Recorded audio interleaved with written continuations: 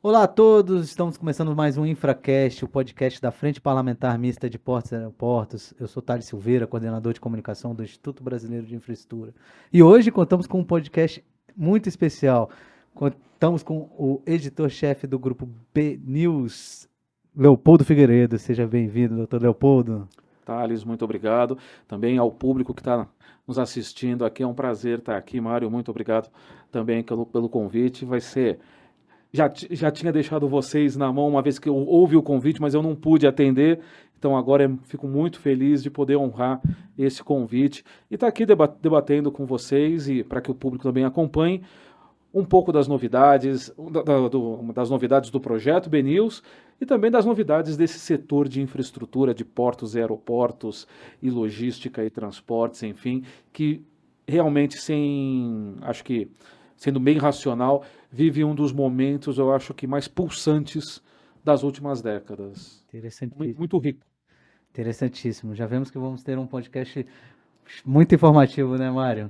Inclusive, ao meu lado, como sempre, e sempre uma honra, o diretor-presidente do Instituto Brasileiro de Infraestrutura, Mário Povia. Seja bem-vindo, Mário. Obrigado, Thales. Prazer, Leopoldo, receber você aqui. Você que me entrevistou tantas vezes, hoje está do outro lado. E nós vamos entrevistá-lo aqui, vamos deixar você na saia justa, que vai ser, evidentemente, uma brincadeira, Leopoldo, Claro. mas você é um querido amigo e eu reputo talvez um dos profissionais mais competentes aí na cobertura da infraestrutura de transporte no Brasil.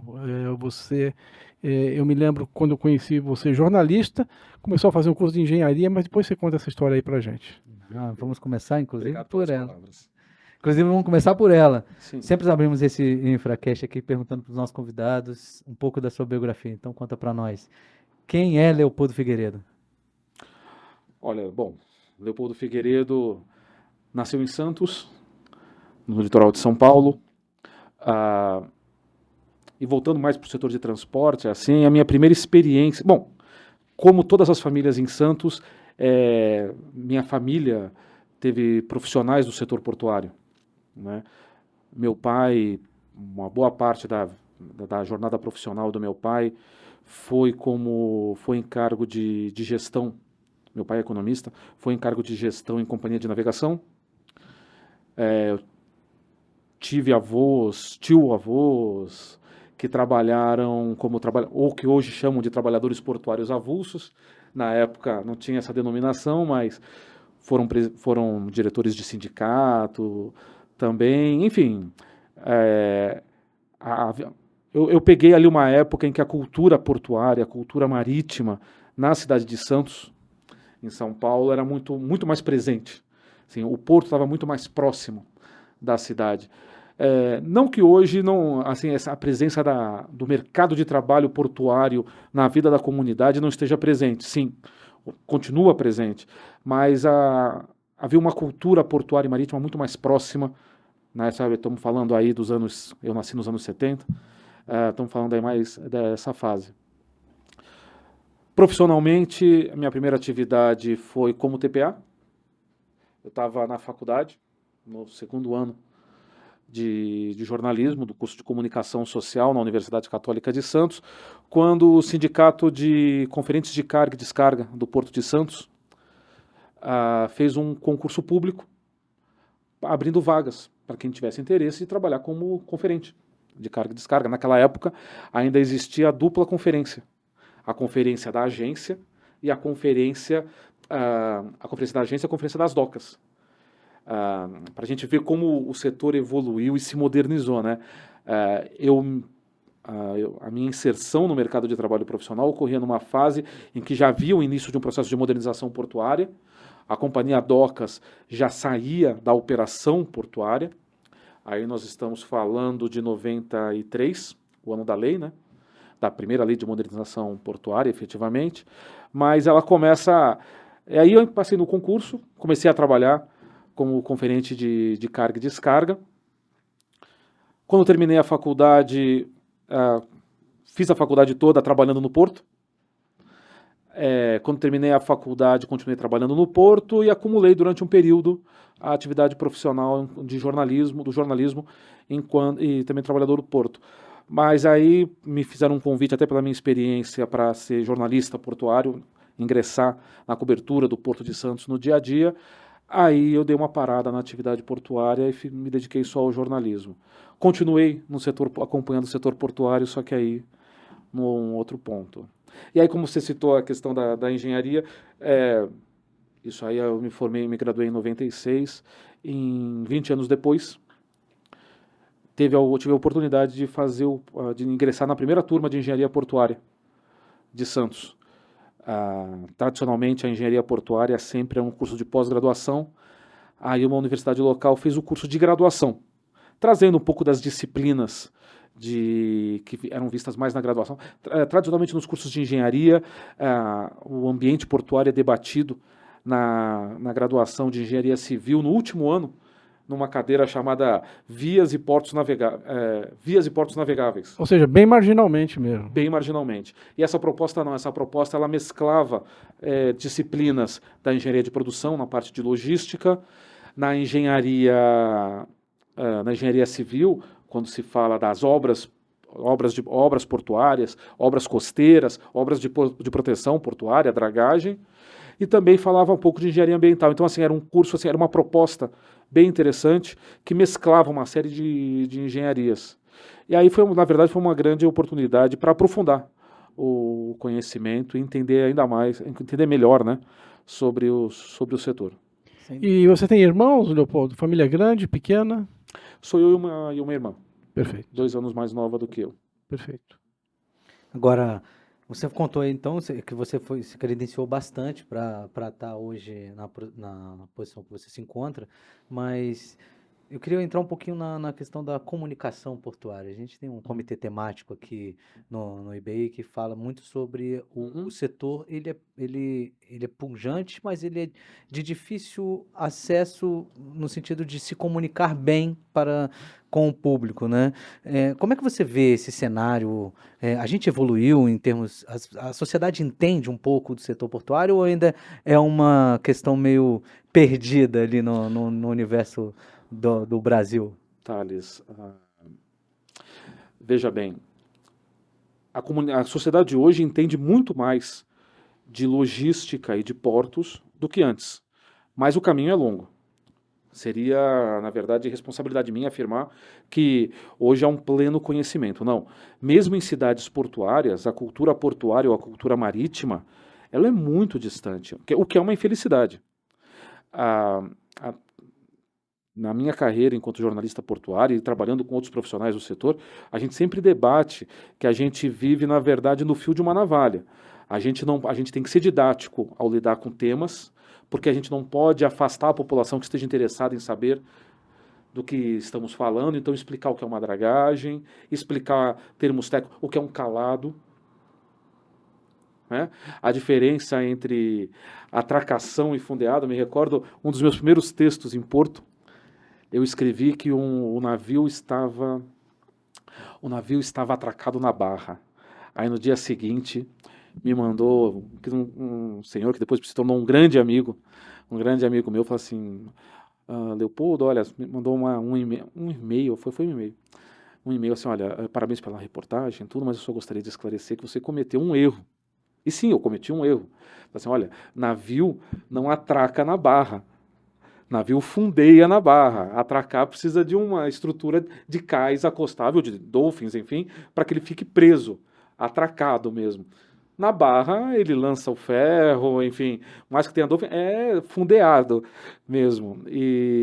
Mas enfim, são termos técnicos que a gente acaba lidando no jornalismo e a gente vive, na verdade, nesse dilema. Por um lado, a gente tem que saber traduzir, a gente tem que saber simplificar um ambiente que é complexo ao extremo. Por outro lado, a gente também não pode ser tão superficial de modo que um profissional do setor não encontre ali informações precisas. Então, assim, o jornalista portuário no Brasil, ele tem que andar um pouco assim nesse eterno dilema. Saber entregar aquela... Veja bem, quando a gente substitui, às vezes no texto, ao invés de falar porto, a gente fala complexo portuário. E efetivamente é um complexo portuário, porque você tem ali uma união de tantos sistemas. Assim você tem ali o sistema ambiental. Você fala de porto, você está falando de um sistema ambiental, de operação, de comércio exterior. Às vezes eu brincava que a cobertura portuária podia fechar um jornal sozinho, porque todas as editorias de um jornal você tem um reflexo no setor portuário. Macroeconomia, microeconomia, macropolítica, micropolítica, meio ambiente, esportes, Embora, né? sindical, polícia, lazer, sabe? Isso é a grande riqueza da cultura portuária. E eu acho que é por isso que quando os profissionais do setor se apaixonam tanto. Em primeiro lugar, porque se inserir no setor e atuar no setor requer um preparo. Mesmo, às vezes a gente conversa com profissionais, jornalistas, que estão interessados em ingressar no setor e se assustam meio, poxa, como é que eu vou... E assim, olha, realmente, é um setor complexo, mas vai aos poucos.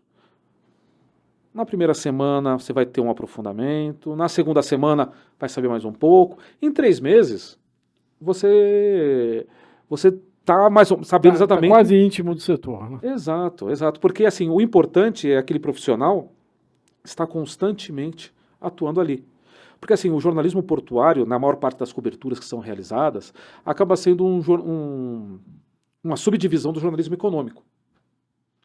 Porque o principal noticiário, o principal conteúdo jornalístico do jornalismo portuário é o jornalismo o econômico. É o quê? É a logística, é o comércio exterior, enfim... Investimento no setor. Investimento, né? Enfim... Retorno. Né? Acaba sendo um jornalismo bem econômico. Mas assim, e daí a sua complexidade? Mas não é tão difícil assim. Uma amiga nossa que chegou a ser já editora, já hoje hoje saiu do jornalismo, está no setor privado. Tá no setor privado não, está no setor de comunicação institucional. Ela falava assim que quando ela entrou no Porto, ela só sabia o que era o Porto, porque uma vez em Santos ela pegou um ônibus errado e o ônibus, ao invés de ir para um bairro, acabou percorrendo a via portuária. E assim... O primeiro contato. O primeiro contato dela. E hoje é uma das profissionais que melhor entende o setor, sabe? A ponto de ter sido aproveitada enquanto jornalismo corporativo de uma empresa que atua no setor portuário. Leopoldo, você começou nos anos 90, no setor 97. Portuário. Na verdade, não, trabalhando em 94. Trabalhando em 94 enquanto jornalista em 99. Traça um paralelo para a gente o Porto nos anos 90 e o Porto hoje. As coisas melhoraram? Tremendamente. Não. Só para você ter uma ideia do que era o Porto, eu, enquanto TPA, existia a distribuição de serviços. Eu me recordo que a gente trabalhar com container era um serviço que poucas pessoas gostavam, porque não dava produção. E aí eu estou falando de uma época em que, os únicos portainers do Porto de Santos, o principal porto do país, eram os do TECOM, hoje administrado pela Santos Brasil, com índices de eficiência... Mas na época ainda pela autoridade portuária. Na época pela autoridade portuária. E para você ter uma ideia, quando quebrava um portainer, havia 2 portainers que ficavam nas extremidades do terminal, que eram verdadeiramente canibalizados. Assim, em primeiro lugar, tinha que quebrava um portainer, o portainer parava de funcionar por algum problema mecânico, ênfase na expressão problema mecânico, não era problema digital, não era mecânico. Primeiro tinha que chamar o setor de manutenção. Aí o setor de manutenção mandava um trator para empurrar o container para a posição ideal. Aí vinha um mecânico, subia no portainer que já estava desativado, para pegar a peça necessária para substituir naquele outro. Só isso aí você já perdeu o teu horário de trabalho todo. E quando ele operava assim, num período de 6 horas, 20 containers eram movimentados, 30 containers eram movimentados. Pelo amor de Deus, hoje um terno faz 30 por hora. Se fizer menos do que isso, o diretor operacional do terminal pode ter a sua cabeça a prêmio. E isso no TECOM, em que a operação ainda era melhor. Na margem direita, desculpa, na margem esquerda do Porto de Santos. Na margem direita do Porto de Santos, o container era embarcado com guindaste, ou com recurso de bordo, com pau de carga. Aí, se você conseguisse embarcar em 6 horas 10, estava muito que bom. Então, assim, essa era a operação. E hoje, aí, quase 30 anos depois, você tem que um índice operacional mínimo. Hoje, os terminais portuários de Santos, por exemplo, têm índices operacionais comparáveis com os de Hong Kong. Se há falhas de infraestrutura, em acessos, tudo, mas da porta do terminal para dentro, os índices de eficiência são comparados aos dos portos asiáticos. Sem dúvida. Não se perde nada para eles. Daí, nesse aspecto, sim, melhorou tremendamente. Hoje você tem um setor portuário tremendamente profissionalizado, tremendamente focado. Nesse período, eu me recordo uma vez que me levaram para... Eu fui visitar um terminal portuário, era um ministro de transportes que estava indo visitar, eu fui fazer a cobertura. E durante a visita mostraram para eles um setor que estava crescendo, que era o setor de tecnologia da informação. Esse terminal portuário tinha um prédio administrativo, e o segundo andar desse prédio administrativo, 1/3 desse segundo andar, era o setor de TI.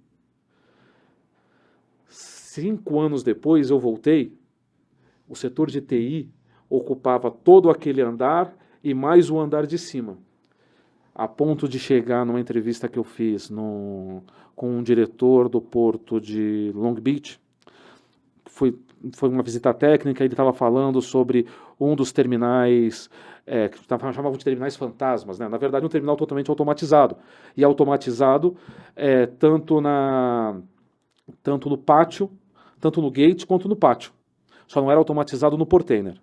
O que, na verdade, é uma grande diferença. É curioso, né? Os Estados Unidos, a América do Norte, ela automatiza pátio, retroárea, gate, mas portainer não. Na Europa, eles já avançam com tudo. Na Europa tem. Aí um dia eu perguntei para um executivo por que isso daí? Era alguma pressão de sindicato, tudo? Aí ele falava assim: não, na verdade, o índice operacional ainda não está tão eficiente assim. Talvez daqui a algumas gerações de tecnologia a gente ainda consiga, mas o homem ainda consegue errar menos, garantir uma maior eficiência do que isso aí. Já na Europa ele já tinha um outro entendimento. Mas só fechando, numa entrevista com um executivo, ele falando desse terminal fantasma, né, esse terminal totalmente automatizado, ele falou assim, um terminal de containers é um terminal de TI. E hoje é a realidade. Sem dúvida, sem Hoje dúvida. é a realidade. Então, assim, elementos de avanço. Eu só complementaria essa avaliação com um último ponto. Avançamos tremendamente em eficiência, avançamos tremendamente em investimento, em tecnologia, mas, ironicamente, recuamos na nossa integração com a nossa comunidade, em que o porto integrado com a sua comunidade. Nessa época ainda em que, na verdade, o grande divisor de águas foi o 11 de setembro, com o ISPS Code, que acabou isolando, né, as áreas portuárias e controlando o acesso, né, efetivamente o acesso às áreas portuárias. Antigamente havia um controle, mas não tão rígido quanto depois do 11 de setembro. E era comum a população ir até a zona portuária. O pessoal acompanhava. Me recordo em Santos, tios meus indo andar de carro, às vezes pegavam um carro novo, ia para a Avenida Portuária andar, porque era o espaço mais amplo que tinha na cidade. Ou seja, a população, poxa, o armazém de frigorífico do porto vendia gelo para a população, o pessoal ia lá comprar gelo. Então, assim, tinha essa integração muito grande. Isso, infelizmente, acabou se perdendo. Você fala isso que essa relação porto-cidade ela se estremeceu um pouco, né? Agora, eu entendo que se deve talvez à questão do 11 de setembro, mas talvez não seja uma construção maior da gente ter olhado o porto só como um local de produção e não um local que faz parte da cidade, né? Claro, mas Thales, não estou falando que foi um caminho errado, não. O porto é uma área industrial, praticamente, ou seja, você tem risco, você não pode deixar a população circular livremente, porque ali você tem risco mesmo de acidentes sérios. mas, ao mesmo tempo, não se desenvolveu canais de comunicação ou canais de contato com a comunidade para manter essa cultura portuária. E a comunidade acabou se distanciando um pouco do setor portuário, a ponto da... Isso daí foi um exercício que eu acabei fazendo em uma série de reportagens que eu fiz na primeira década do século, fazendo uma comparação entre a presença da atividade portuária no horizonte profissional das crianças. Ao lado de Santos tem uma cidade que é um polo industrial chamada Cubatão. As crianças de Cubatão, no seu ensino infantil, no seu ensino fundamental, o que você quer ser quando crescer? Quero trabalhar na indústria. Se a gente vai para Bonito, se a gente vai para Sorriso, para Bonito não, desculpa, para Sorriso, você vai perguntar sobre a indústria agrícola, certamente as crianças vão ter a indústria agrícola no seu horizonte profissional. As crianças dificilmente vão ter a atividade portuária no seu horizonte profissional. Esse é um reflexo, sabe? E a gente não pode nunca esquecer que o porto só cresce com as suas cidades e as suas cidades só crescem com o seu porto. Há uma simbiose aí inegável. Não é um pouco de culpa da imprensa de talvez ter só noticiado coisas ruins dos portos, em vez de enaltecer talvez a importância dos portos? Cuidado, você está falando com 2 repórteres, então... Sim, eu estou muito aqui, culpando a gente. Quem faz as perguntas embaraçosas sou eu. Então estou muito à vontade aqui. Se você me permite uma correção, não existem perguntas embaraçosas. Eu sempre falo, o problema nunca é a pergunta, o problema é a resposta. Mas assim... Em primeiro lugar, culpar a imprensa é a mesma coisa que culpar a janela pela vista que ela mostra. Se efetivamente na grande... Não vou falar da imprensa especializada, que a imprensa especializada sempre executou um trabalho mais técnico, destacando os seus aspectos mais importantes, os investimentos, os avanços tecnológicos. Mas vamos considerar até a grande imprensa, que o maior destaque dado ao setor portuário muitas vezes era associado a fatos negativos, quer sejam crimes, tráfico de drogas. Prostituição, tráfico de armas, tráfico de drogas e acidentes, né? Porque é o que se noticia, não é? Mas aí que está. E filas de caminhão e poluição, não é? Mas, primeiro lugar, dispersão de poluentes, barulho, não é isso? Algum desses fatores era irreal? Era mentiroso? Alguém estava falando alguma mentira quando citava isso? Então, essa é a questão. A imprensa não noticia as oportunidades de emprego que há no porto. Estou falando da imprensa antiga, né? Sim, sim. O porto era um lugar onde tinha a Casa da Luz Vermelha, tá certo? Onde tinha drogas, enfim... Estava associado a essa cobertura. As matérias que acabavam saindo eram essas. Inclusive nos filmes de TV, quando eu passava a atividade portuária ali, é porque alguém estava no armazém já trocando tiros lá, um armazém úmido, né, com chão lá, então não se visão mais romântica. Não se via o porto com uma visão romântica, né? Por outro lado, também tem vários filmes e livros que destacam que através dos portos é que você tinha contato com outras culturas, que você acabava tendo contato através dos marinheiros, dos oficiais de navios, que você tinha contato com outras culturas, mas sem fugir à questão, sim, voltando a ela pontualmente.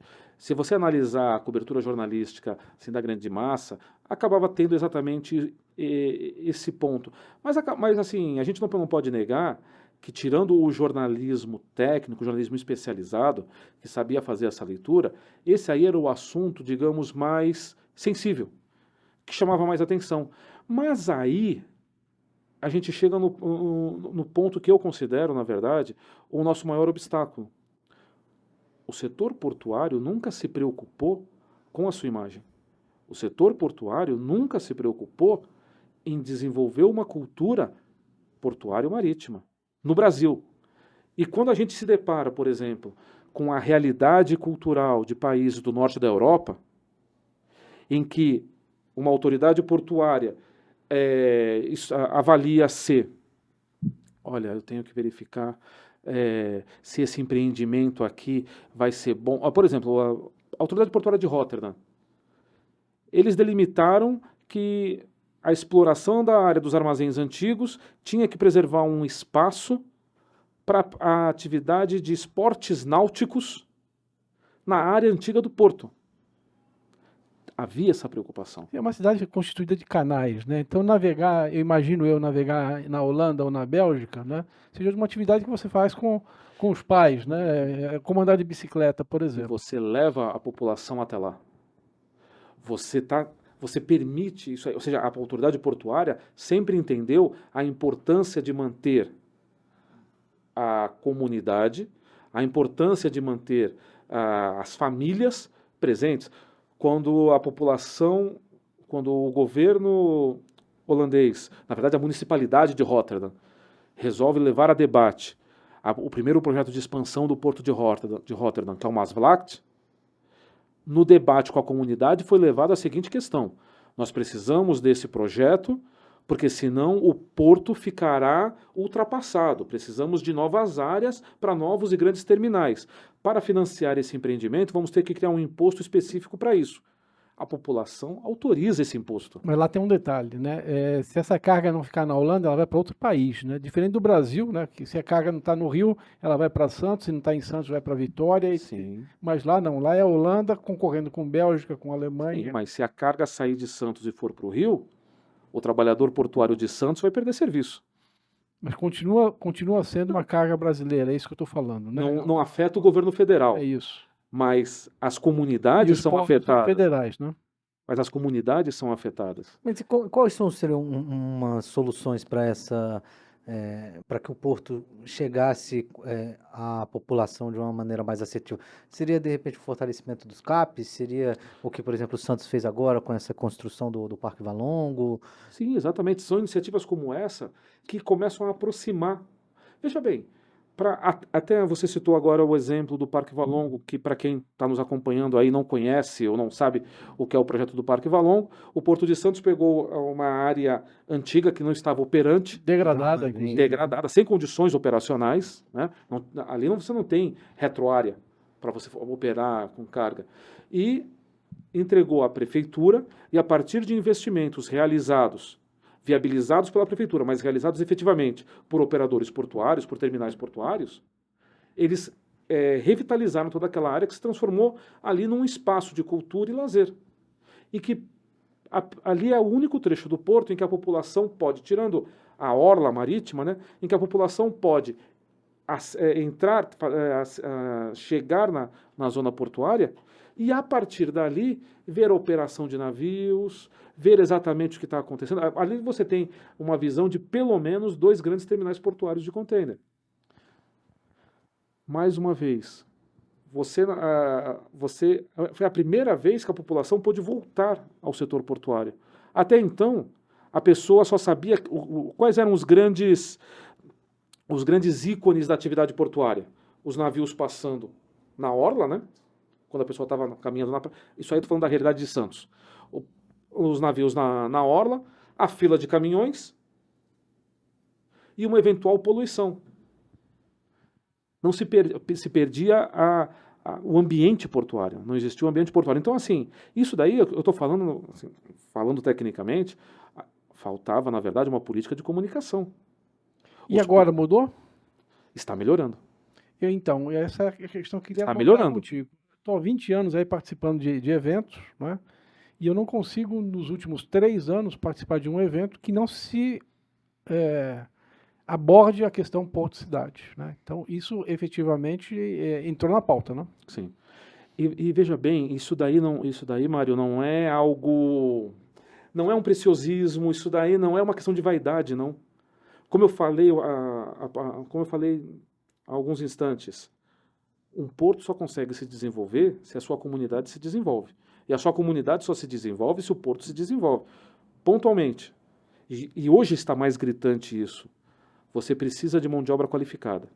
Hoje, quando se fala do avanço da automação, do avanço dos sistemas automatizados na operação portuária, esses sistemas automatizados, eles reduzem o número de profissionais necessários numa operação portuária. Esse é um ponto. Mas, por outro lado, eles acabam criando uma nova cadeia de negócios. Você tem que ter profissionais para desenvolver aquela tecnologia, fazer a manutenção daquela tecnologia, fazer a programação daquela tecnologia. Isso são novos empregos, isso é uma nova cadeia de negócios, que antes não se cogitava. E hoje se cogita. É um serviço que pode ser oferecido pelas cidades portuárias. As cidades portuárias hoje podem aproveitar a presença, ou melhor dizendo, não a presença, mas a passagem da carga, para unidades de beneficiamento dessa carga. Isso daí são ações que, assim, os municípios e as autoridades portuárias devem fomentar em parceria. O porto precisa desses profissionais qualificados para avançar, para ter uma operação mais eficiente. E, por outro lado, a cidade precisa que os portos criem esses espaços, essas oportunidades, para que gere emprego e riqueza. Você está dizendo que, a partir dessa identificação do porto se aproximar da cidade, sentindo essa necessidade de conectividade, de identificação mesmo. Simbiose. Ele também puxa a pauta porto-indústria. Você está falando um pouco disso. Veja bem, eu estou falando de uma série de atividades econômicas. Eu citei aí, por exemplo, os avanços tecnológicos, eu citei a questão da atividade industrial também. De uma ZPE, enfim. Você tem que aproveitar as oportunidades de emprego que a atividade portuária lhe proporciona. E academia? Pesquisa e desenvolvimento também. Quer dizer, tudo isso cria uma ideia de cluster, né? E indutor de uma série de... Todo porto é um órgão de fomento de desenvolvimento. Não dá para você ver um porto. Veja bem, vamos analisar a história. As grandes civilizações, a civilização humana surge a partir de que tipo de instalação? Exatamente, com as navegações e com os portos, né? Rotas comerciais que, na verdade... Tanto é que as cidades começam pelo litoral, né? Quer dizer, o desenvolvimento da... As grandes cidades são cruzamentos de rotas comerciais. E a grande maioria delas no litoral, porque são rotas comerciais marítimas. Na origem, né? Exato. Agora, a gente precisa aproveitar isso daí. Você citou a questão do Conselho de Autoridade Portuária. Realmente foi um triste revés, isso daí um triste revés que já completa 11 anos, que os Conselhos de Autoridade Portuária, que são uma ferramenta de presença da comunidade para debater o dia a dia da gestão portuária, hoje são conselhos deliberativos. Desculpa, consultivos. Até 2013, eles eram deliberativos. Aí, no processo de modernização portuária de 2013, o Conselho de Autoridade Portuária perde esse poder deliberativo e passa a ser consultivo. Na prática é o quê? Até então, o que o CAP determinava, a autoridade portuária tinha que seguir. Ou seja, o CAP tinha poder, a comunidade sabia que uma pauta da comunidade ali era debatida. Hoje não. O CAP se manifesta, a autoridade portuária pode atender ou não. Isso daí é uma questão pontual.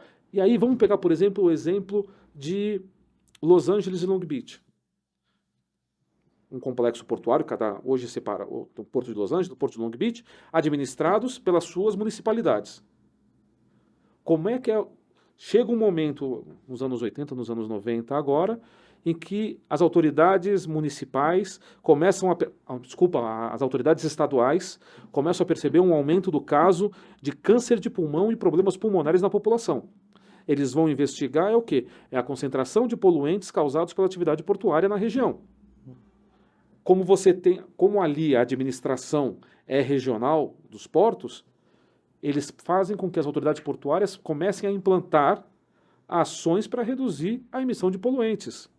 Então você tem ali linhas de financiamento para substituição de caminhões velhos, você tem a construção de vias expressas subterrâneas para que o caminhão não fique parado no leito carroçável, no nível da rua, emitindo poluentes ali. Você tem uma série de medidas feitas exclusivamente, pontualmente, para quê? Para que houvesse ali uma melhor operação portuária. E motivado pelo quê? Pela pressão da comunidade no governo regional que chega no porto. Um exemplo claro de desenvolvimento. Voltando para os portos do Mar do Norte, quando Rotterdam, quanto Antuérpia debate um novo empreendimento, leve em consideração efetivamente seu impacto na comunidade. Hum. Não é algo isolado. Isso daí leva a comunidade a saber que aquele porto é necessário, aquela atividade é necessária para o quê? Para a geração de emprego e para o desenvolvimento da região.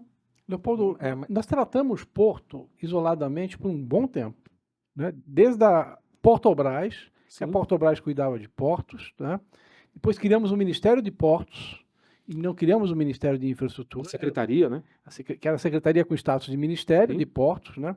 E a agência reguladora, em grande medida, cuidava de portos e navegação, e portos ali era uma pauta, e a gente olhava o porto da Poligonal para dentro e o Tupim dentro da Exato. sua área, e a gente não tratava, pelo menos, os problemas eram tão grandes dentro dos portos, né, dentro da estrutura portuária, que talvez a gente não tivesse tempo para dedicar para a questão da logística, da conectividade, dos acessos, né? Então, não que perdemos tempo, mas gastamos muito tempo, ou era o que se discutia Sim. dentro, interna corporis ali, dentro dos muros, né? Naquela época em que o setor portuário ainda não tinha uma grande representatividade dentro do governo federal, ele era o patinho feio do setor de transportes. Quando Não é mais, hoje não é mais. Não, acho que hoje você tem uma outra, certamente hoje você tem uma outra visão. Então, em relação às rodovias, né? Assim, é claro que as rodovias cortam o país inteiro, mas eles já são hoje olhados Não, porque assim, de uma forma. como é que era, quer seja o Ministério de Transportes, o Ministério de Infraestrutura. A prioridade eram as políticas voltadas para as rodovias. Aí o que sobrava de atenção, o que sobrava de atenção era a ferrovia, que não tinha muita atenção, hidrovia, desculpa, nem se falava. E portos, assim, o que sobrava de atenção era a ferrovia, eram os dois grandes patinhos feios ali do setor de transportes. Obviamente, mas isso mudou e eu me recordo, a primeira vez que eu vi os grandes jornais televisivos das 20 horas utilizando a palavra logística, no boom das commodities do início do século, 2002, 2003.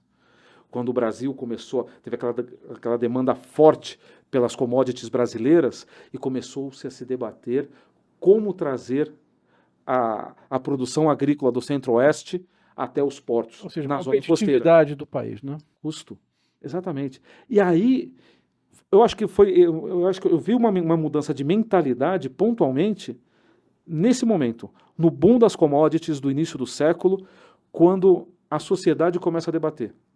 Porque desde aquela época e até agora, não podemos negar que a economia brasileira depende maciçamente do agronegócio. Uhum.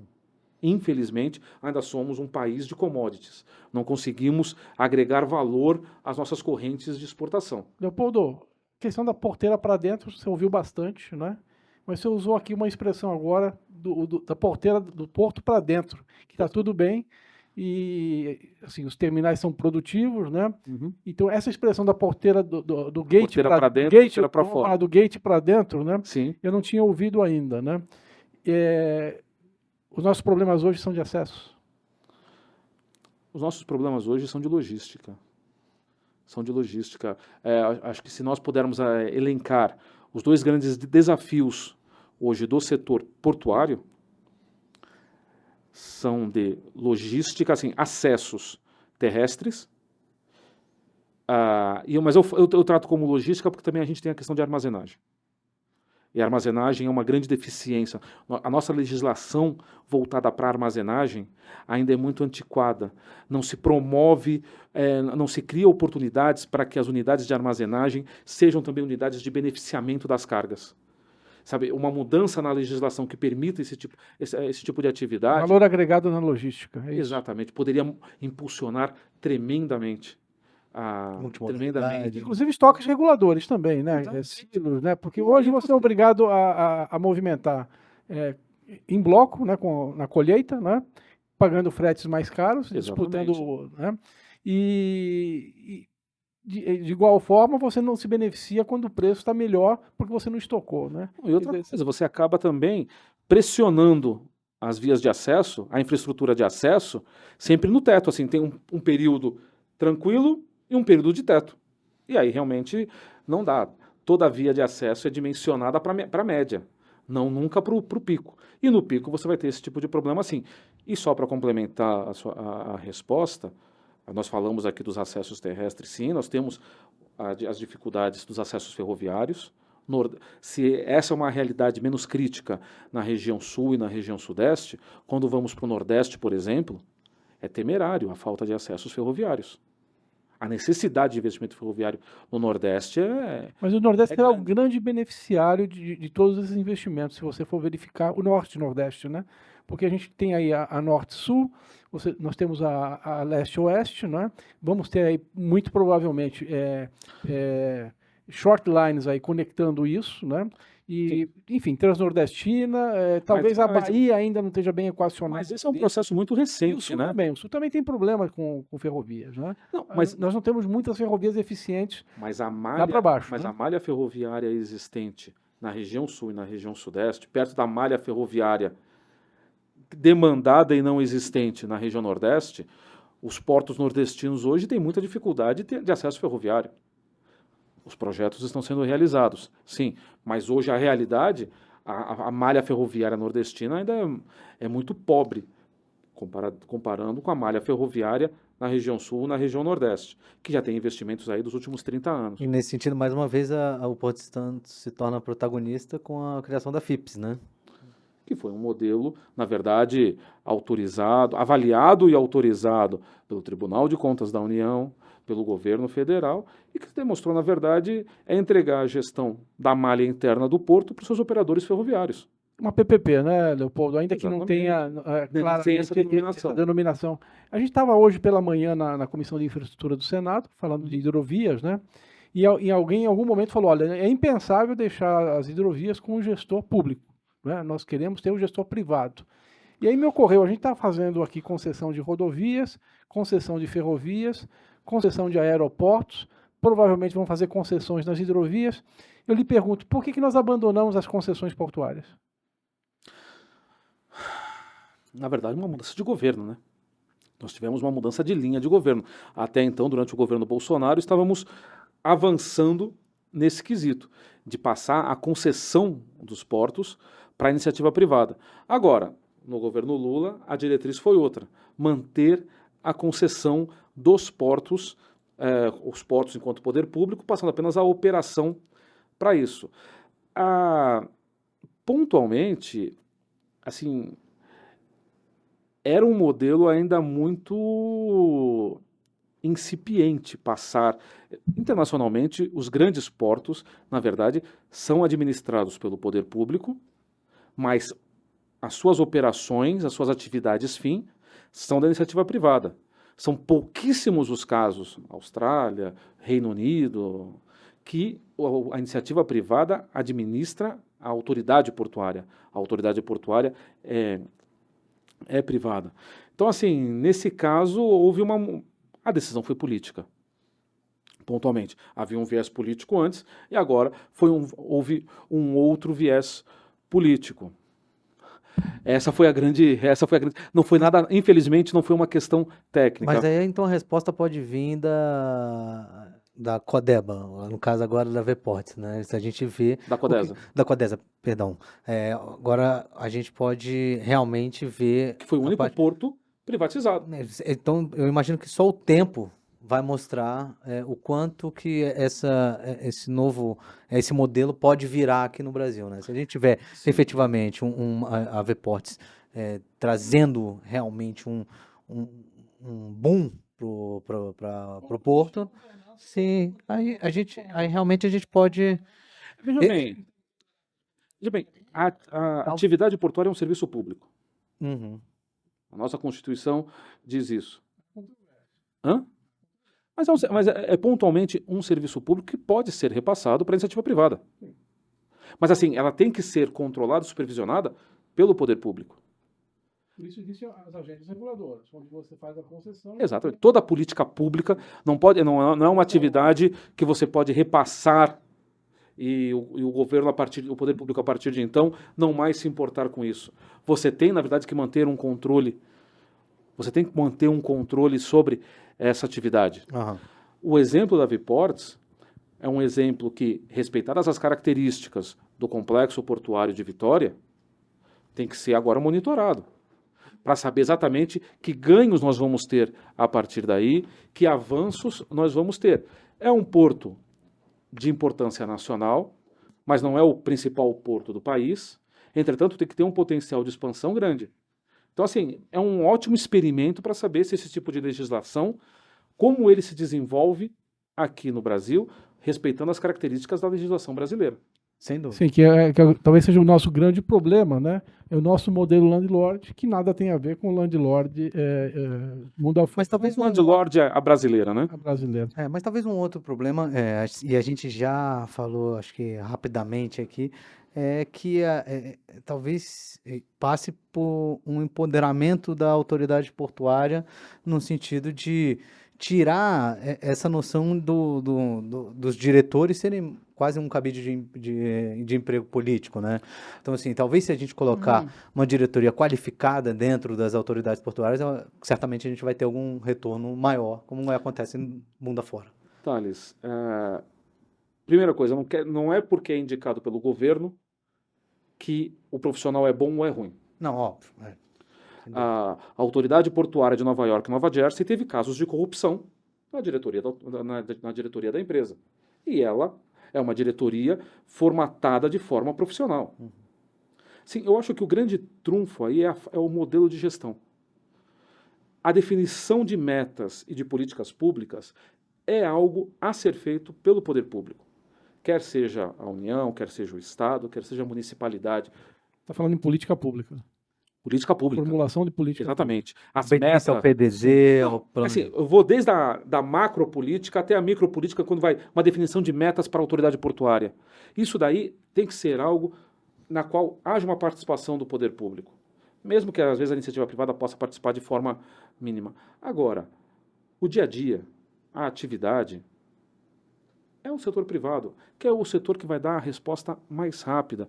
Eu vejo com muito otimismo iniciativas como os estudos que avançaram no governo passado e agora estão sendo retomados, da concessão da manutenção dos canais de navegação para a iniciativa privada. No caso de Paranaguá. No caso do Paranaguá. Apesar de ainda se perceber algumas ausências de regulamentação, como o debate de Paranaguá que aconteceu, e no caso, se tiver um problema, um acidente ambiental, a quem caberá a responsabilidade, como isso vai ser resolvido? Apesar de ainda terem algumas lacunas, pode ser uma solução para tornar esse serviço mais eficiente.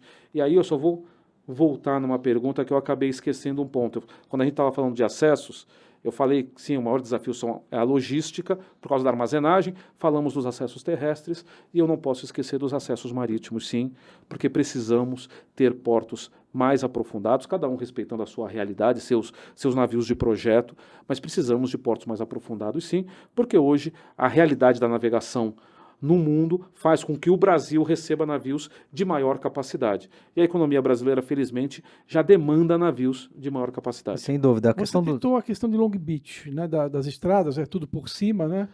O escoamento da carga pela cidade, eles fizeram um túnel ferroviário subterrâneo, acho que de cerca de 40 quilômetros mais ou menos, que é uma via expressa, ou seja, a carga, eles diagnosticaram que boa parte dos poluentes eram emitidos porque o caminhão tirava a carga do porto e tinha que atravessar toda a zona urbana até a área retroportuária.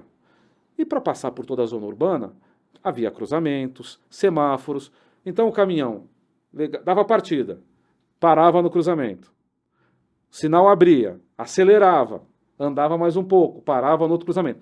Era sempre poluentes que estavam indo para a atmosfera. Fora estragar a estrada, né? Acabar com... Então, enfim, foi uma solução adotada pelas autoridades de Long Beach, Los Angeles, de fazer essa via expressa para tirar rapidamente a carga. Você acha que é um caminho para Santos também? Retirar. Mas aí a gente está falando de uma outra geografia, né? Sim, mas lá eles têm também problema com solo, né? Um solo complicado ali, meio que Sim. pantanoso, alguma sim. coisa assim. Muitas vias por cima, né? De acessos, inclusive Miami, né? Aqueles acessos todos por cima, né? Sim. E o solo de Miami é péssimo. Sim, e essa questão também envolvendo a mobilidade urbana, né? Mas a geografia de Santos faz com que o porto, assim, Los Angeles Long Beach tem o porto na extremidade. Assim, o porto está numa extremidade, tá bem na costa. Aí você tem ali na Baía São Pedro, aí você tem toda a malha urbana aqui, e aí você tem a serra, né? Que acabava até facilitando. Mas Santos não é muito diferente disso, né? Mas o Talvez porto tenha ele um pouco mais de contorna, área, né? O porto ele contorna, então você tem ali uma zona de escape para essas cargas. Agora, de uma forma ou de outra, as cargas existem outras. Se você fosse, se eu pudesse sugerir ações voltadas ao Porto de Santos para reduzir a emissão de poluentes, sabe, repensar no sistema de veículos que estão hoje atendendo o Porto de Santos. Você, apesar das fiscalizações ocorridas pelos órgãos ambientais, ainda tem veículos antigos, ainda tem veículos que emitem muita fumaça, e isso poderia ser substituído por alternativas mais sustentáveis, quer sejam veículos mais modernos, veículos híbridos, que poderiam fazer esse mesmo serviço. Leopoldo, uma outra questão envolve licenciamento ambiental. Nós temos muita dificuldade hoje de licenciar projetos, né? E não raro a dificuldade de crescer para o mar, né? Santos talvez em algum momento pense ou tenha que pensar a exemplo de Roterdã, em crescer para o mar, né? E de cara já vem alguém e fala, olha, dificilmente vai conseguir um licenciamento ambiental desse tipo, né? Santos também tem toda uma área continental ali para ser explorada, ou por terminais privados, ou pela própria poligonal, que pode avançar para lá, e esses projetos acabam não saindo, não raro, com problemas ambientais. Como solucionar isso? Você acha que os órgãos ambientais não estão sensíveis, né, à necessidade do crescimento de infraestrutura? A análise ambiental hoje ela está adequada? Talvez assim, a falta, só complementando a pergunta, Uhum. talvez a falta, como você mesmo, de comunicação entre as entidades também seja um fator para que Olha, toda vez que eu direciono esse tipo de pergunta a autoridades ambientais e às autoridades portuárias, eu recebo 2 tipos de resposta. Em primeiro lugar, um percentual significativo dos projetos ainda chega com deficiência no setor ambiental. E a estrutura legal brasileira ainda pressiona muito as autoridades ambientais a serem muito críticas em relação aos projetos a serem desenvolvidos, a ponto de que um erro ocasionado ou um problema ambiental envolvendo um empreendimento possa resultar na responsabilidade do agente ambiental enquanto pessoa física. Do CPF, não do CNPJ. Exatamente. Exatamente. Eu acho uma boa visão que me foi passada sobre essa situação foi de um ex-chefe do posto do IBAMA, lá em Santos, que ele falava que ele ainda hoje observava um movimento pendular. Nós relativamente saímos de uma situação na qual não existia tanto rigor ambiental. Estamos hoje numa fase de excessivo rigor ambiental e devemos, em algum momento, chegar numa mediana aí de bom senso. Agora, o que acaba sendo mais preocupante, pior até do que isso, é ver a diferença do rigor ambiental se a gente avaliar as várias regiões do país. Você tem no Sudeste um rigor muito maior do que os empreendimentos em outras regiões. Você tem essa percepção? Sim, sim. Até mesmo pelo retorno do setor privado, da dificuldade que muitas vezes alguns empreendimentos enfrentam quando estão sendo implantados na região Sudeste, no estado de São Paulo, por exemplo, em relação a outras regiões, em que as licenças ambientais acabam sendo... não se encontra tanta dificuldade, ou melhor até, não se encontra tanta judicialização. Isso também... aí eu não A atuação posso... do Ministério Público, você está falando, né? A judicialização na área de meio ambiente normalmente envolve o Ministério Público, né? Não envolve, mas aí, na verdade, eu incluiria um outro fator. a região sudeste é a região mais desenvolvida, há uma maior disputa pelas oportunidades. Então, isso acaba levando, às vezes, a uma maior judicialização. Ou seja, um concorrente atrapalhando a vida do outro. Muitas vezes acaba... Isso acontece muito no norte da Europa, acontece no Brasil também? Olha, a gente já cobriu vários casos desse tipo aí. E olha, eu ainda acho que no norte da Europa não acontece tanto quanto acontece aqui no Brasil. Viu? Leopoldo, fala da CEPORTS para a gente. Qual que é a tua expectativa dessa comissão de juristas que está debruçada aí sobre a legislação portuária?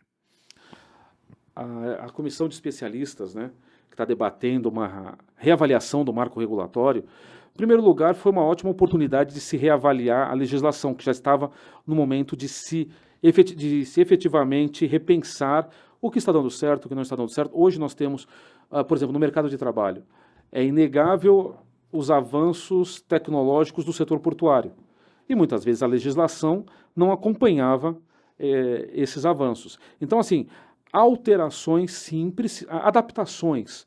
A legislação precisa ser modernizada, precisa ser adaptada. Isso é uma realidade, isso sim é uma necessidade concreta, pontual. Agora, vamos aguardar para ver os pontos que serão avaliados. Eu acho que uma nota digna... Qual a tua expectativa? Olha, a partir do ponto em que eu vejo que esse foi um trabalho que foi muito bem debatido, que teve grandes oportunidades dos vários setores debaterem, eu posso esperar um texto que efetivamente vai ser bem próximo de atender às demandas da realidade, uma vez que foi muito debatido. Agora, nós estamos falando de uma proposta que vai seguir para o Congresso. É um anteprojeto. Exatamente. O debate que vai acontecer no Congresso, enfim, pode entrar... Bonito e sair feio. Pode entrar Lusíadas e sair uma coisa completamente diferente. Ou pode ser aprimorada. Isso aí caberá ao nosso Congresso, caberá ao nosso parlamento saber identificar e proteger os reais avanços e, eventualmente, corrigir uma deficiência ou outra que possa ter passado.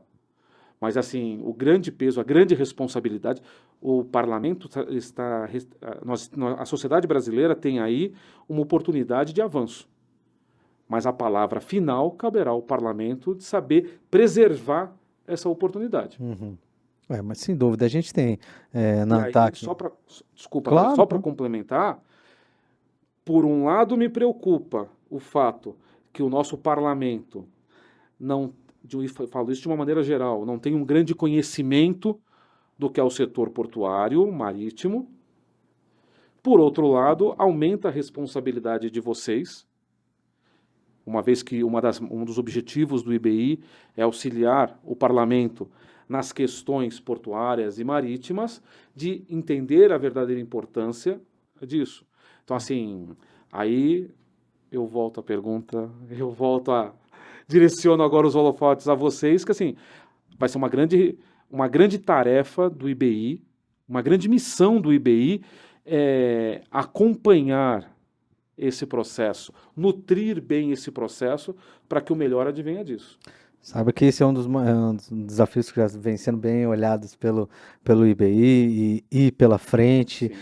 Com certeza, assim que o relatório sair, teremos aí alguns comitês instalados, grupos de trabalho específicos para tratar do tema, ver o que, obviamente, passando pelos nossos associados, ver o que cada um tem a contribuir ainda mais com esse texto, mas agora, é claro que a gente vai ter algo muito proveitoso, no sentido que, se você for olhar experiências como a da ANTAC, que tem o AIR, né, que é a análise de impacto regulatório, antes de uma lei, agora, e também o ARR, que poderia se comparar a esses 20 anos que você falou de regramento que agora estão sendo revistos, o ARR nada mais é do que uma análise de resultado regulatório. Então, se a gente tiver uma visão nesse sentido trazida pela CEPORTS, eu tenho certeza que o texto virá de uma forma muito melhor do que com propostas muito mais interessantes, né? Agora, só saindo um pouco acho que já falamos de porto-cidade, já falamos de economia, crescimento portuário, política, mas talvez voltar um pouco na comunicação. Queria que você falasse um pouco sobre o projeto BNews. Conta pra gente como é que nasceu essas conversas com o Fabrício para a criação do BNews. Como é que você está vendo ele agora e como é que foi essa construção até chegar a essa grande TV BNews, que é algo importantíssimo aí para o setor? Bom, esse debate que a gente tem sobre a necessidade de uma melhor gestão da comunicação do setor portuário está muito ligado ao surgimento do projeto BNews. O Grupo Brasil Export, ele trabalha com debate sobre o setor portuário há mais de 22 anos. Estamos aí na nossa 22ª edição. E a questão da imagem da comunicação sempre foi pauta constante.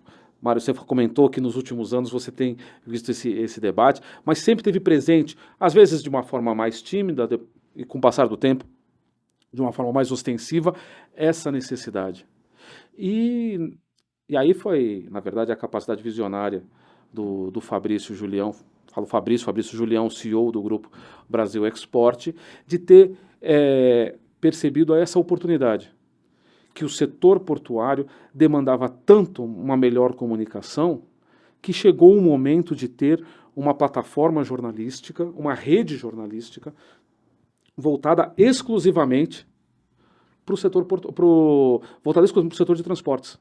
Para portos, para rodovias, ferrovias, hidrovias, aeroportos, dutovias, logística, comércio e as suas áreas relacionadas.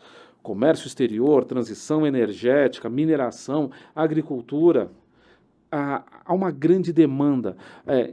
Se você for analisar a atuação da imprensa voltada para isso daí, eu falo isso daí, na verdade, sem crítica aos jornais, porque isso aí acaba sendo um reflexo do próprio modelo de negócio dos jornais, que acabam dando maior atenção para onde eles estão melhor estruturados.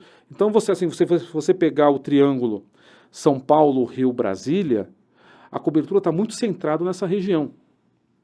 Mas tem um outro Brasil que está crescendo, que está se expandindo, que está investindo no Nordeste, no Norte, no Sul, no Centro-Oeste.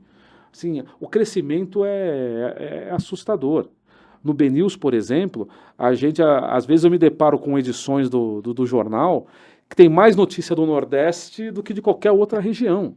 E aí não estou falando apenas de transição energética, em que o Nordeste tem um posicionamento, um protagonismo inquestionável. Mas assim, de investimento mesmo, de debate sobre infraestrutura de acessos. Então, o Brasil todo, o setor de transportes é um dos setores mais pujantes, tem crescido. Como a gente falou no início aqui da entrevista, nós estamos numa fase muito importante, numa fase muito ímpar do setor de transportes atualmente. E é nessa fase que surge o projeto BNews. Em 2021, no final do ano, o Fabrício me procurou com essa ideia. A ideia foi dele de lançar esse projeto. Pediu para que eu implantasse. Nós fomos construindo esse projeto juntos. Primeiro ele surge no dia 17 de fevereiro de 2022 como o jornal diário digital e o portal de notícias. Em 2023 nós começamos a debater a implantação da TV BNews. Ela é inaugurada no dia 2 de fevereiro de 2024, ou seja, há menos de 7 meses. E hoje nós já estamos com mais de 15 mil inscritos no nosso canal. Estamos com sinal, somente na televisão, 15 mil inscritos na internet, sinal aberto na Grande Campinas, veiculação nacional através de serviços de TV por assinatura e ainda nas novas parabólicas. E há um consumo. E isso daí é o mais gratificante.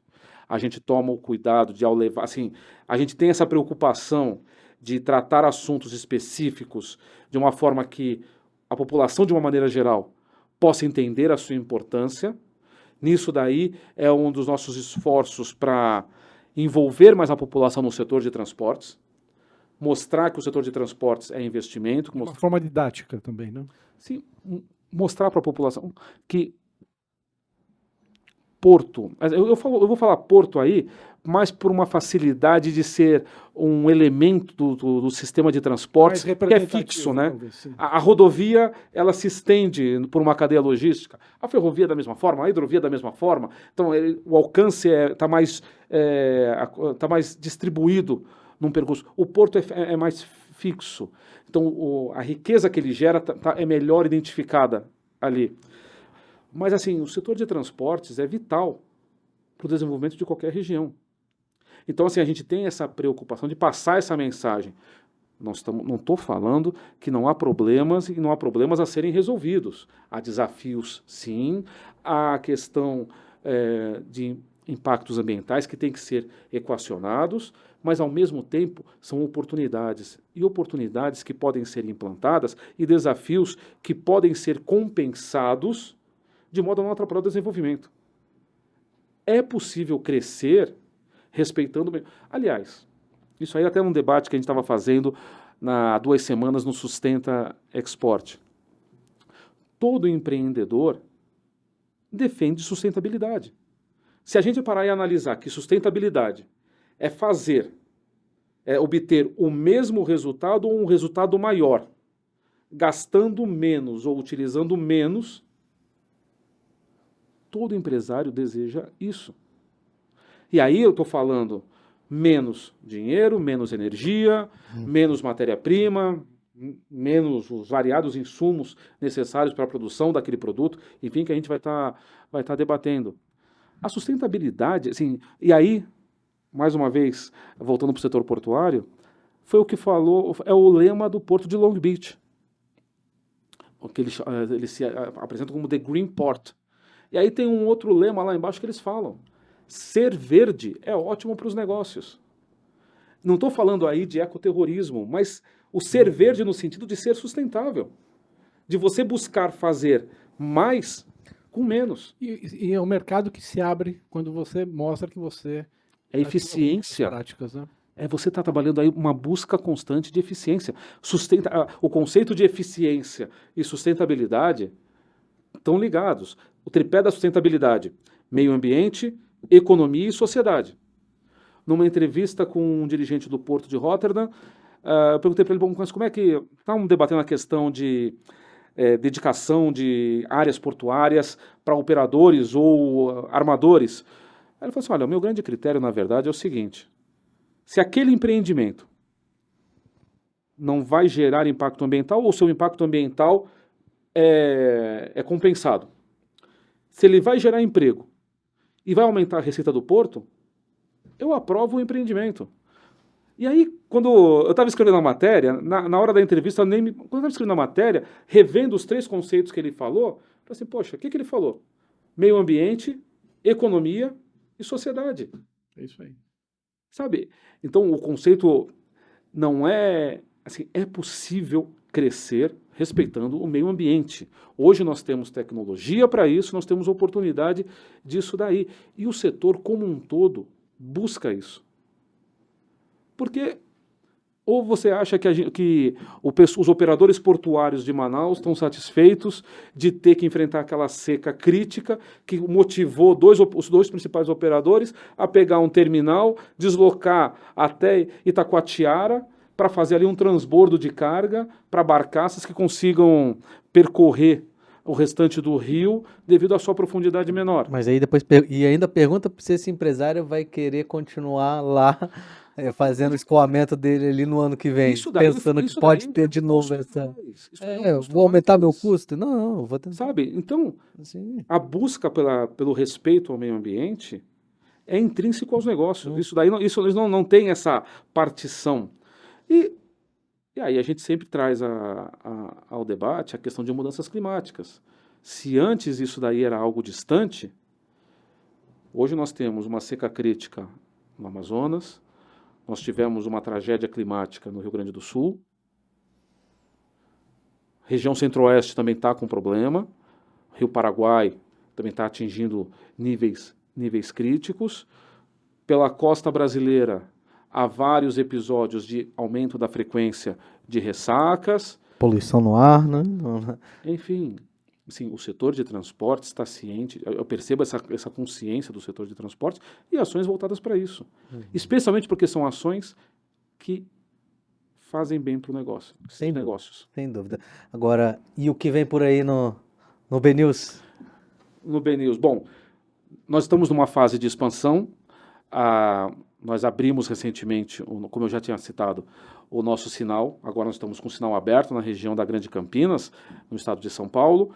Estamos ampliando, estamos nas parabólicas, estamos em serviço de TV por assinatura nível nacional e estamos expandindo agora a nossa grade.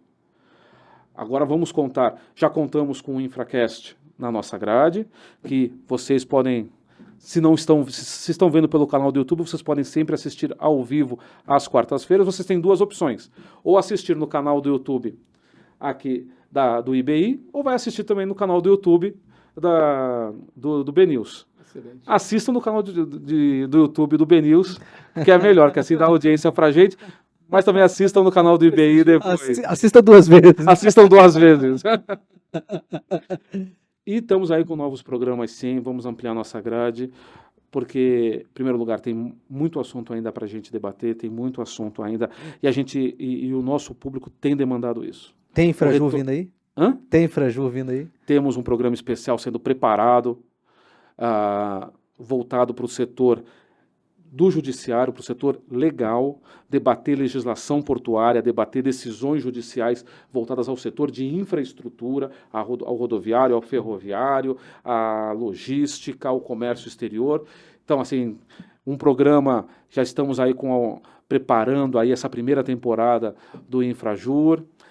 Um spoiler, amanhã vamos gravar mais alguns programas aqui na sede do IBI. Mas estamos aí, nas próximas semanas a gente vai ter novidades aí sobre a estreia do Infrajur Mais. Perfeito. Mário, olha só, falamos da vida dele, falamos sobre Porto Cidade, comunicação, falamos sobre questões jurídicas, sustentabilidade, isso tudo, já sabe o que acontece, Leopoldo? Já se passaram mais de 1 hora de conversa. Para você ter ideia. Depois você vai brigar comigo lá quando eu te mandar e falar, poxa, tem mais de 1 hora. Não, você sabe que no sinal aberto o tempo é controlado, é claro, né? E às vezes a gente tem que editar o programa para fechar. E o pessoal que está assistindo no sinal aberto depois reclama. Assim, poxa, o programa estava bom, por que vocês diminuíram tudo? A gente tem recebido esse retorno, o que mostra que a população brasileira gosta de consumir notícia do setor de transportes. Isso é o mais importante. Assim, é claro que, obviamente, a justiça seja feita, a qualidade dos programas é muito boa, as entrevistas que o Infracast faz, enfim, da melhor qualidade. Os demais programas, a nossa missão, a nossa responsabilidade, entregar programas com conteúdo interessante, com qualidade. A gente vê o retorno disso pela reação do nosso público, mas existe uma demanda muito grande do público de saber mais sobre o setor de transportes, que, assim, é apaixonante, e aí eu falo isso daí com o distanciamento, com a imparcialidade que o cargo... Mas é apaixonante. E o olho brilhando, né? As imagens são... Que imagem mais bonita do que da atividade portuária? Não tem. Assim, tem a sua beleza, tem a sua Olha, plasticidade. todos aqui totalmente suspeitos de falar sobre isso. Totalmente suspeitos e imparciais. Então, vamos chegando aqui ao final do nosso programa. Leopoldo, primeiro, eu queria fazer uma declaração pública aqui de muito obrigado. Nós trabalhamos 1 ano juntos, foi uma experiência maravilhosa. Eu tive contato direto com você todos os dias conversando sobre o setor, tive a oportunidade. Então, foram aulas e aulas, tanto de jornalismo como do setor de infraestrutura. E obrigado pela oportunidade, foi um prazer ter trabalhado com você. Claro que não estamos longe, mas estamos aí sempre... O que você precisar, conte comigo, você tem um guerreiro aí do seu lado, tá? E agora eu vou deixar para suas considerações finais. Bom, em primeiro lugar, eu quero agradecer, Thales, Mário, pelo convite. É é sempre importante a gente aproveitar as oportunidades para destacar, para tornar mais evidente, em primeiro lugar, a importância do segmento. A gente falou aqui num tom leve, num tom gostoso, tudo, mas a gente está falando de questões muito essenciais para o desenvolvimento da economia brasileira. E muitas vezes, quer o poder público, quando alguma autoridade não presta essa devida atenção, a gente pode estar perdendo oportunidades de crescimento. A gente está falando aí de geração de riqueza, de geração de emprego. Quando a gente fala de transporte, a gente está falando de aumento do custo Brasil, aí, de aumento de custo logístico. Isso é algo sobre os quais a sociedade como um todo, poder público, iniciativa privada, tem que ter um olhar muito atento a isso daí. Então, assim, toda oportunidade, toda essa oportunidade tem que ser muito bem aproveitada, por isso fiz questão, não pude atender o convite de vocês da outra vez, mas gostei muito dessa oportunidade. Obrigado pelas palavras. Foi na época em que trabalhamos juntos, você como setorista de Brasília, da Rede BNews, nas nossas coberturas do Fórum Brasil Export, das produções de texto que tinham que sair, mas assim, foi muito bom. A tua parceria, ótimo profissional, meus parabéns. A condução aqui da entrevista foi muito boa. Mário, também só quero agradecer aí as perguntas. Deixa eu só fazer uma pergunta. Como é que foi a sensação de entrevistar um entrevistador? Então, rapaz, foi muito tranquilo aqui. Na verdade, aqui é um bate-papo, né? É um gostoso bate-papo. Eu queria até me vingar. Eu tenho esse lado assim, Vingativo. não, adormecido. Eu nunca explorei esse lado vingativo. Ainda bem não foi agora. Mas eu quero dizer, Leopoldo, já aproveitando aqui para concluir, Thales, né? Claro. Que você sempre foi muito ético como profissional, mesmo nos momentos difíceis, e a ANTAC passou por momentos difíceis, né? E eu particularmente sofri alguns ataques aí durante a minha gestão na ANTAC, e eu posso falar isso com muita tranquilidade, que tudo foi apurado e tudo foi arquivado, né? Sim. Mas sempre aquelas reportagens, né? Capciosas, né? Sempre vinha aquelas perguntas, né? E já te incriminando por alguma coisa, e você nunca, sempre muito técnico, muito objetivo, e em momento algum você deixou se levar por especulações, absolutamente, sempre fazendo a reportagem dentro daquela diretriz mesmo de mostrar a realidade. Então eu tenho um profundo respeito pelo que você representa, pelo que você é, e uma admiração pelo que você faz. Então, muito bom ter recebido você aqui. Eu espero que daqui a um tempo a gente faça mais uma, porque o tempo não deu nem para o cheiro. Exato, tem tempo, temos coisas para conversar, temos bastante assunto. Porque assim, porque também é um setor rico. As pautas são ricas, assim, e a gente está vivendo, mais uma vez eu falo, um momento muito importante, muito rico, de muitos desafios, de muitas oportunidades. E, Mário, só respondendo também aos teus comentários, em primeiro lugar, agradeço as palavras, mas isso não é vantagem, isso aí é obrigação. O jornalismo se faz baseado em fatos, e especialmente o jornalismo de economia, o jornalismo portuário, todos os profissionais desse setor têm a obrigação de serem muito, muito racionais. Isso eu falo com a nossa equipe. Eu prefiro tomar um furo do que dar uma barrigada. Traduzindo do jargão jornalístico, eu prefiro não dar uma matéria primeiro, mas quando eu puder publicá-la, eu estar certo daquilo que eu estou publicando, do que numa pressa cometer um erro, cometer um equívoco, porque principalmente no jornalismo econômico e pontualmente no portuário, um erro são empregos, é prejuízo, é uma imagem que é colocada em risco. Então, assim, esse é o papel da imprensa, essa é a responsabilidade. Então, assim, agradeço suas palavras, mas é obrigação. É obrigação do jornalista, é obrigação do profissional de comunicação mensurar bastante aquilo que ele está divulgando. É a nossa profissão, aqui é a nossa responsabilidade. A gente trabalha... tem um bom livro sobre jornalismo que fala sobre a origem da palavra comunicação, né? É o tornar comum, é o divulgar, é a ação de tornar algo exclusivo comum, passar para toda a comunidade, isso um fato. E a gente tem que saber exatamente, porque quando você faz isso daí, a pessoa pode ter uma interpretação, você está lidando com vidas. Então você tem que tomar muito cuidado. Agradeço a constante parceria, fico muito feliz dessa conversa, principalmente porque eu estou aqui com dois profissionais que entendem do setor e sempre foram profissionais muito cordatos e sabem o que estão ali falando. E sempre as nossas entrevistas foram verdadeiras aulas, tanto na época da Agência Nacional de Transportes Aquaviários, como na época da Companhia Docas do Rio de Janeiro, como na época da Secretaria de Portos, como na época do Ministério.